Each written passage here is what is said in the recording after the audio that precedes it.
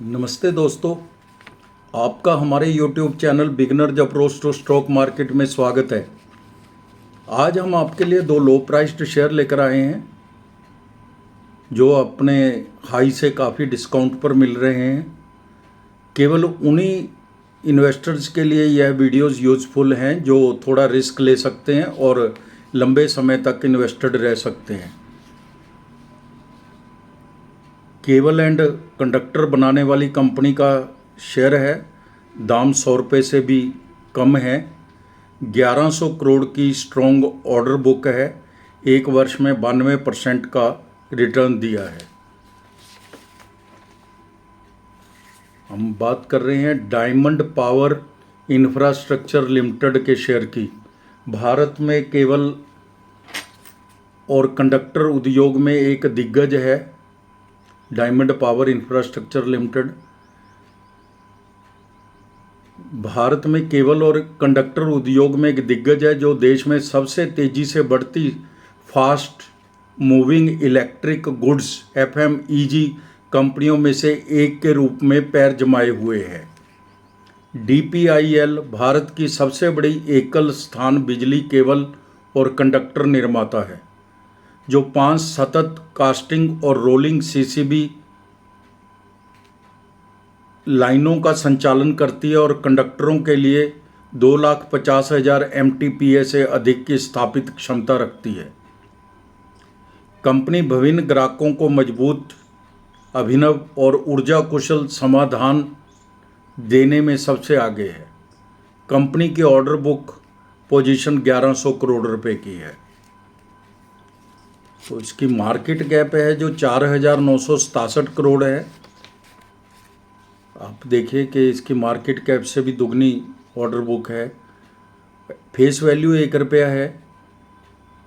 Polycab India और KEI industries इसकी peer companies हैं।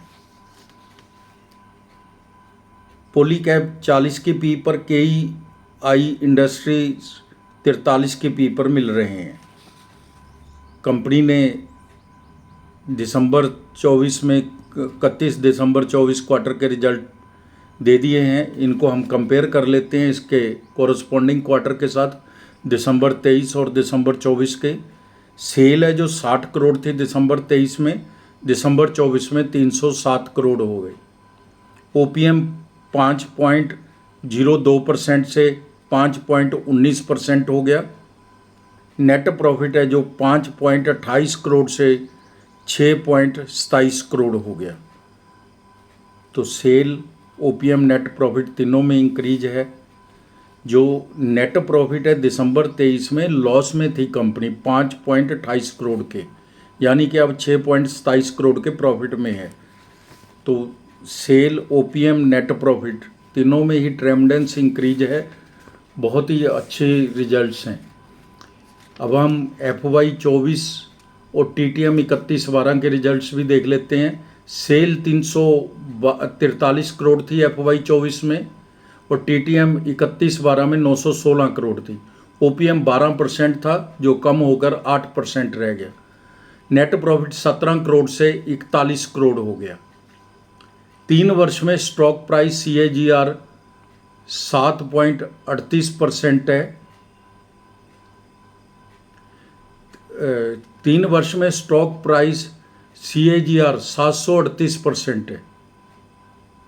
बहुत ही ज़बरदस्त स्टॉक प्राइस है। एक बार तो पढ़ने में भी ऐसे लगता है कि इतनी ज़्यादा 738%। प्रमोटर्स के पास 90% की इक्विटी है। FII 0.04% है। पब्लिक में भी 3.96% है। 6% अदर्स के पास है। दाम 94 रुपये है। 52 वीक हाई एंड लो 190 रुपये और 50 रुपये है। P 119 है। सेक्टर P 38 है। लेकिन P बेमानी हो जाती है जब ग्रोथ ओरिएंटेड शेयर हो, सेल इस हिसाब से बढ़ रही हो। DPIL ने एसोसिएटेड पावर स्ट्रक्चर्स लिमिटेड से 175.17 करोड़ रुपए का ऑर्डर प्राप्त किया है। यह डिलीवरी किस्तों में होगी। अंतिम डिलीवरी जुलाई 25 में होगी। 1 साल में 92%, 3 साल में 58,900% का रिटर्न दिया है। एक साल में 92%, 3 साल में 58,900% का रिटर्न दिया है। एक साल की फोरकास्ट 183 रुपये है, 5 साल की 558 रुपये है। यह एक बहुत ही ट्रस्टेड फोरकास्टिंग कंपनी ने दी है। चूँकि शेयर में ग्रोथ एक्सपेक्टेड है और बड़ी ऑर्डर बुक है तथा डिसवर्स करने की कैपेसिटी है कंपनी में, बुक वैल्यू नेगेटिव होने के बावजूद हमारी टीम का अनुमान है शेयर 2 साल में यहाँ से 2 गुना तक हो सकता है। तो दोस्तों अब हम बात करेंगे वाटर मैनेजमेंट कंपनी स्टॉक की, जो अपने हाई से 50% नीचे मिल रहा है। स्ट्रॉन्ग ऑर्डर बुक है, दाम केवल 175 रुपये है। कंपनी ने एक साल में पॉजिटिव रिटर्न दी है। तो हम बात कर रहे हैं Vishnu R Pungalia limited, Vishnu R Pungalia limited की बीपीआरपीएल जोधपुर भारत में स्थित एक तेजी से बढ़ती बुनियादी ढांचा विकास कंपनी है। कंपनी 13 राज्यों और एक केंद्र शासित प्रदेश में केंद्र और राज्य सरकारों, स्वायत्त निकायों और निजी संगठनों सहित विभिन्न संस्थाओं के लिए बुनियादी ढांचा परियोजनाओं के डिजाइन करने और निर्माण करने में माहिर है। कंपनी का मुख्य व्यवसाय 4 प्रमुख क्षेत्रों पर केंद्रित है। वे जल आपूर्ति योजना पर काम करते हैं, जल उपचार संयंत्र और पाइपलाइन बनाते हैं। उनकी रेलवे परियोजनाएं महत्वपूर्ण परिवहन अवसंरचना विकसित करती है, राजमार्ग सड़कें बनाते हैं, सिंचाई नेटवर्क योजनाएं कुशल सिंचाई प्रणालियों के माध्यम से खेती में सुधार कर रही है। 4 तरह के काम करती है। मेन इसका वाटर मैनेजमेंट का ही काम है। कंपनी के राजस्व का 75% पेयजल आपूर्ति योजनाओं से आता है, 8% रेलवे परियोजनाओं से आता है, 17% विभिन्न परियोजनाएं जैसे सीवरेज उपचार सिंचाई आदि से आता है। कंपनी 13 राज्यों और एक केंद्र शासित प्रदेश में उपस्थित है। ग्राहक केंद्र और राज्य सरकारों, स्वायत्त निकायों, निजी संगठनों सहित विभिन्न संस्थाओं के लिए बुनियादी ढांचा परियोजनाओं को डिजाइन और निर्माण करने में माहिर है। ऑर्डर बुक है जो कंपनी की 31 दिसंबर 2024 तक कुल ऑर्डर बुक 5,125 करोड़ की है। ऑर्डर बुक जो 24-25 महीनों में डिसवर्स करना है इसको।